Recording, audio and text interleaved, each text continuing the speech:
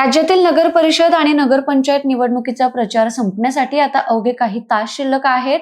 मंगळवारी मतदानाची प्रक्रिया पार पडेल, मात्र त्यापूर्वी एक महत्त्वाची माहिती समोर आली आहे. महाराष्ट्र राज्य निवडणूक आयोगाने बारामती, फलटण आणि महाबळेश्वर या 3 नगर परिषदांच्या निवडणुका पुढे ढकलण्याचा महत्त्वपूर्ण निर्णय घेतलाय.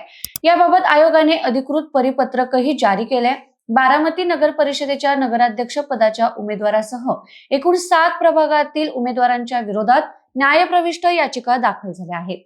या याचिकांवरील निकाल प्रलंबित असल्याने नैसर्गिक न्यायाच्या तत्वाचा आधार घेत निवडणूक प्रक्रिया स्थगित करण्यात आली आहे.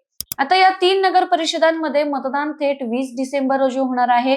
निवडणूक प्रक्रिया पुन्हा 4 डिसेंबर पासून सुरू होईल. मात्र नव्याने कोणत्याही उमेदवाराला नामनिर्देशन पत्र दाखल करता येणार नाही. उमेदवारी अर्ज मागे घेण्याची शेवटची तारीख 10 डिसेंबर निश्चित करण्यात आली आहे.